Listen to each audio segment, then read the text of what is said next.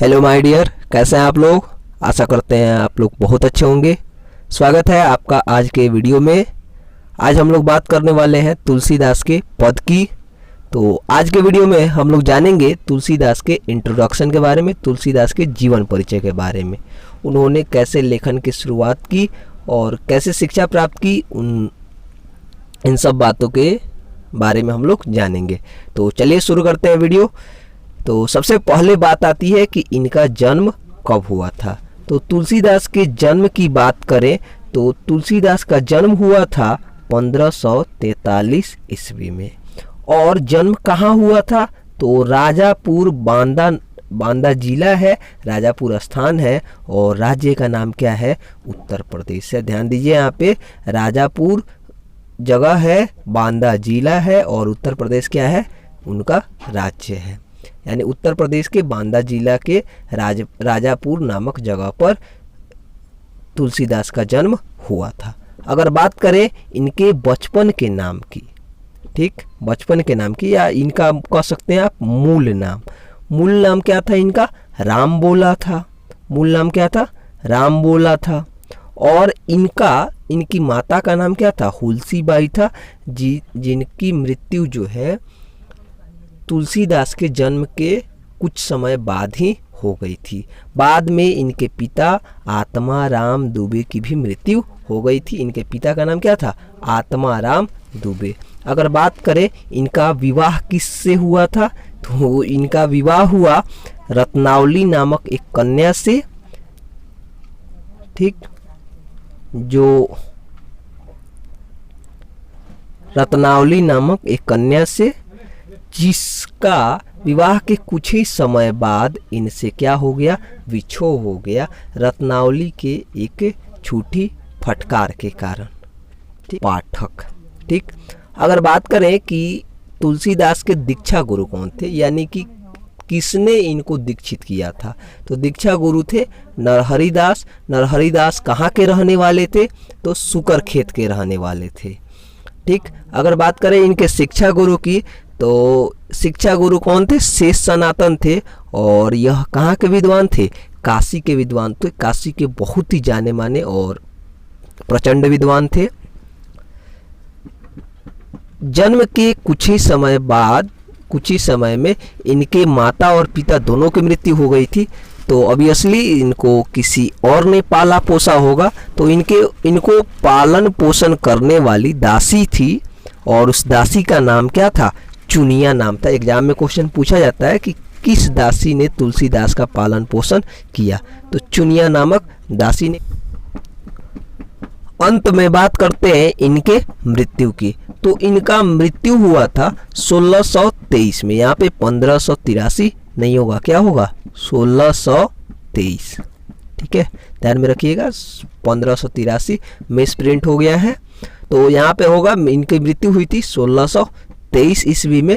ध्यान में रखिएगा, 1543 में इनका जन्म हुआ और 1683 में इनकी मृत्यु हो गई। आगे बात करते हैं, चलिए हम लोग इन्होंने किस किस विषय की शिक्षा प्राप्त की और इनके जीवन से जुड़े कुछ विषयों के बारे में।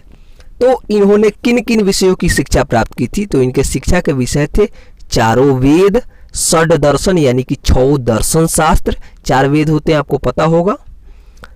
इतिहास के बारे में अध्ययन किया इन्होंने, 18 पुराण के बारे में अध्ययन किया, स्मृतियों के बारे में अध्ययन किया और काव्य के बारे में विशेष शिक्षा ली।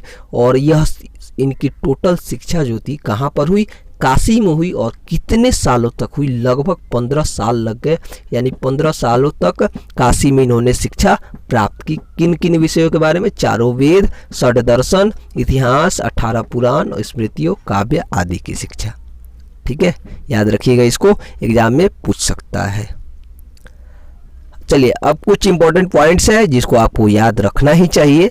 सबसे पहला है, चुनिया नामक दासी ने राम बोला का लालन पालन पोषण किया था। ये भी आपको हम बता चुके हैं पिछले। आगे देखिए, विद्याध्ययन के बाद जन्मभूमि आकर कथावाचक व्यास बन गए तुलसीदास। नहीं, विद्याध्ययन के बाद जन्मभूमि आकर कथावाचक व्यास बन गए और अगला पॉइंट है, उनका विवाह दीनबंधु पाठक की बेटी रत्नावली से हो गया। रत्नावली उनकी पत्नी थी और बाद में कुछ ही समय बाद जो है उससे बिछो भी हो गया। उसके बाद वे काशी चले गए और वहीं पे राम भक्ति में लीन हो गए। अगर बात करें कि इन्होंने कहाँ कहाँ तीर्थ यात्राएं की, तो इन्होंने सुकरखेत, अवध, चित्रकूट, प्रयाग, कुरुक्षेत्र, हरिद्वार, बद्रीनाथ, जगन्नाथपुरी, रामेश्वरम, इन सभी जगहों की यात्राएं की। तो आप देख रहे हैं कि तुलसीदास ने बहुत सारी तीर्थ यात्राएं की हैं, लगभग सारी तीर्थ यात्राएं की है। नहीं, अगर बात करें इनके मित्र और स्नेही, जो कि एग्जाम के ऑब्जेक्टिव के दृष्टिकोण से काफ़ी महत्वपूर्ण है, तो इनके सबसे मित्र थे अब्दुल रहीम खान काना, जिनको आप केवल रहीम भी कहते हैं। मानसिंह थे, नाभादास, जिनका आपको अगला चैप्टर पढ़ना है 56, वही नाभादास, और टोडरमल, ये सभी इनके मित्र थे। कौन कौन? रहीम, मानसिंह, नाभादास, टोडरमल। रहीम, मानसिंह, नाभादास, टोडरमल। चलिए बात करते हैं इनके प्रमुख कृतियों के बारे में। तो इनकी प्रमुख कृतियाँ कौन कौन सी है? रामलला नहछु, वैराग्य, सांदीपनी, बरवय रामायण, पार्वती मंगल, जानकी मंगल, रामाज्ञा प्रश्न, दोहावली, कवितावली, गीतावली, श्री कृष्ण गीतावली, रामचरितमानस और विनय पत्रिका। आपको सबसे ज़्यादा इसमें याद रखना है, सबसे ज़्यादा ध्यान कौन कौन सा रखना है? आपको ध्यान रखना है बरवय रामायण, ठीक है, ये आपके एग्जाम में ज़्यादा पूछा जा सकता है। दोहावली पूछा जा सकता है, कवितावली, गीतावली तो पूछा ही गया है, विनय पत्रिका भी पूछा गया है, रामचरितमानस पूछा गया है। ये 5 रचनाएं आपको, 5-6 रचनाएं आपको ध्यान में रखनी ही रखनी है। कौन? बरवय रामायण किसकी रचना है? तुलसीदास की। दोहावली किसकी रचना है? तुलसीदास की। कवितावली, गीतावली, विनय पत्रिका और रामचरितमानस, ये 4-5 रचनाएं आपको ध्यान में रखनी ही रखनी है। चलिए अब आगे बढ़ते हैं हम लोग। चलिए अब जानते हैं सूरदास से जुड़े कुछ महत्वपूर्ण तथ्य, जो उनके रचनाओं के बारे में बताएगा, आपको उनके व्यक्तित्व के बारे में बताएगा। तो सबसे पहले बात करते हैं इनके व्यक्तित्व के बारे में। तो जैसा व्यक्तित्व सूरदास का था, ठीक वैसा ही व्यक्तित्व तुलसीदास का भी है। सूरदास की ही भांति तुलसीदास भी विनम्र, मृदुभाषी, गंभीर और शांत स्वभाव के व्यक्ति थे। ये भी बिल्कुल महात्मा टाइप के व्यक्ति थे। नहीं, अगर बात करें इनकी काव्य शैली की, तो इनके काव्य शैली में बहुत सारे कुछ आ जाते हैं। इन्होंने दोहा, सोरठा, चौपाई, कवित आदि बहुत सारी तरह की काव्य शैलियों को अपनाया है, ठीक है। इनकी सबसे बड़ी कृति कौन सी है जिनके कारण इनको प्रसिद्धि मिली? वह है रामचरितमानस, और दूसरी कौन सी है? विनय पत्रिका। तो रामचरितमानस जो है, ध्यान दीजिएगा यहाँ पे, रामचरितमानस जो है हिंदी की श्रेष्ठतम प्रबंधात्मक कृति है। कैसी कृति है? प्रबंधात्मक कृति है। और किसकी कृति है? हिंदी की, ध्यान रखिएगा, श्रेष्ठतम प्रबंधात्मक कृति है। उसके बाद राम कथा को लेकर लिखे गए कार्यों में वाल्मीकि रामायण के बाद रामचरितमानस सर्वाधिक लोकप्रिय उत्कृष्ट कृति है। मतलब राम कथा में रामचरितमानस रामायण के बाद दूसरी सबसे लोकप्रिय उत्कृष्ट कृति है।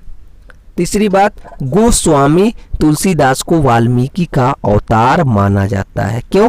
क्योंकि रामचरितमानस को वाल्मीकि रामायण का ही ठीक दूसरा हिंदी रूप माना जाता है, इसलिए गोस्वामी तुलसीदास को भी वाल्मीकि का अवतार ही माना जाता है। अगला देखिए, 44 छंदों की जो तुलसीदास की हनुमान बाहुक रचना है, वो भी कवितावली का ही अंग माना जाता है। तो इस सारी बातें आप जरूर ध्यान में रखेंगे।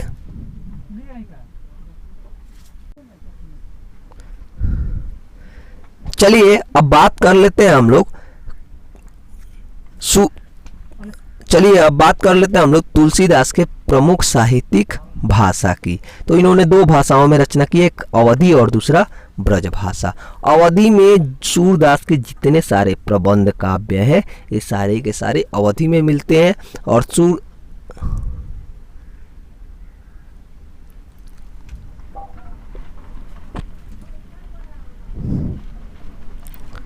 चलिए अब बात करते हैं हम लोग तुलसीदास के प्रमुख साहित्यिक भाषाओं की। तो इन्होंने दो भाषाओं में रचना की है, एक अवधी और दूसरी है ब्रजभाषा। तो सॉरी, यहाँ पे तुलसीदास होना चाहिए, क्या होना चाहिए, तुलसीदास, सुधार लीजिएगा आप लोग।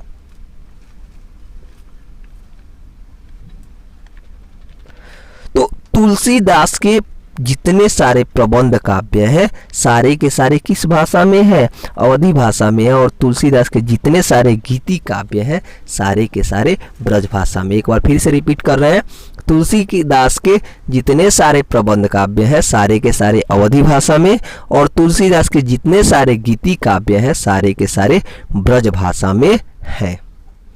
चलिए अगला एक नोट पॉइंट देख लेते हैं। 1574 में इन्होंने रामचरितमानस की रचना की, और रामचरितमानस की रचना में कितना टाइम लगा, 2 वर्ष 7 महीना 26 दिन लगभग इसमें समय लगा था। अंत में देख लेते हैं इस चैप्टर का पाठ परिचय, काव्य परिचय देख लेते हैं।